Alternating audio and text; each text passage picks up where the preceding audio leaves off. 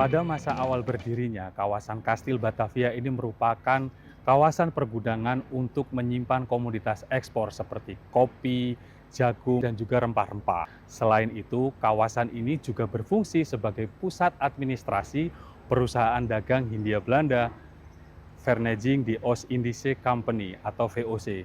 Nah, data yang dicatat di sini ini tidak hanya data ekspor untuk kawasan Nusantara saja, tapi untuk data seluruh Asia sebelum nanti dikirim ke Eropa sana. Bayangkan tahun 1600-an kawasan ini sibuk sekali. Mulai dari gubernur jenderal, Dewan Hindia Belanda, sampai aparatur yang tugasnya nyatetin data ekspor tadi, semua kerja di tempat ini. Kawasan pergudangan sisi timur Ciliwung ini dulunya merupakan bagian dari kawasan besar Kastil Batavia. Kawasan ini diperkirakan berdiri pada awal abad 17 di bawah pemerintahan Gubernur Jenderal J.P. Koen. Setelah VOC bangkrut, Gubernur Jenderal De Angeles memindahkan pemerintahan ke Beltevreden yang sekarang dikenal dengan Lapangan Banteng. Bangunan saksi kedikdayaan VOC ini pun akhirnya diabaikan dan tergilas roda zaman. Di kawasan Kastil Batavia ini awalnya ada 4 gudang. 2 gudang digusur karena pembangunan jalan tol, 1 bangunan ambruk karena termakan usia.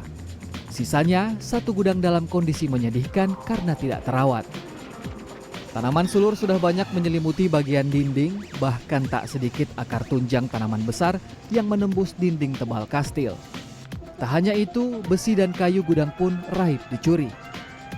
Yang hilang ya kira papan lantai atas. Papan lantai atas, semua sekali pada botak, kita pun nggak tahu juga pelakunya.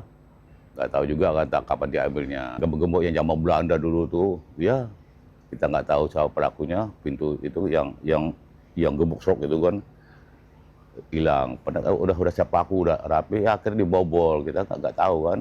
Kita jaga kan, soalnya kan bangunan sejarah. Di Jakarta, ada banyak bangunan berumur lebih dari 100 tahun sisa peninggalan masa kolonial.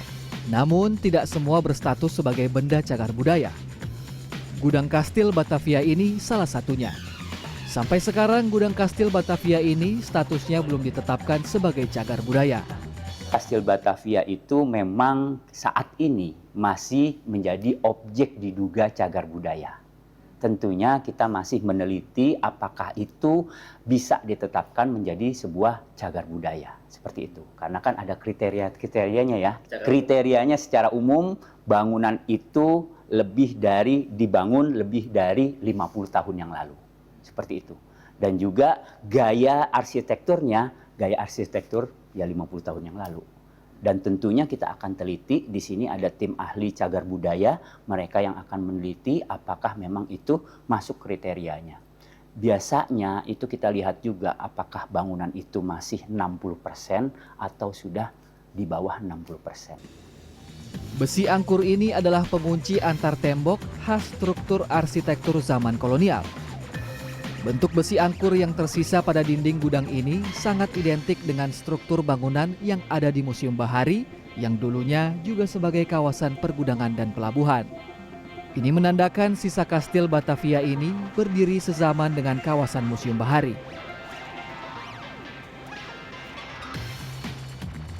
Jika ditinjau dari usia bangunan, lalu gaya arsitektur, dan juga nilai sejarah untuk pendidikan, sebenarnya kawasan ini layak diajukan sebagai kawasan cagar budaya. Supaya apa? Supaya lebih terawat. Dan juga nanti kalau sudah terawat, ada wisatawan datang ke sini, bisa untuk meningkatkan nilai ekonomi masyarakat.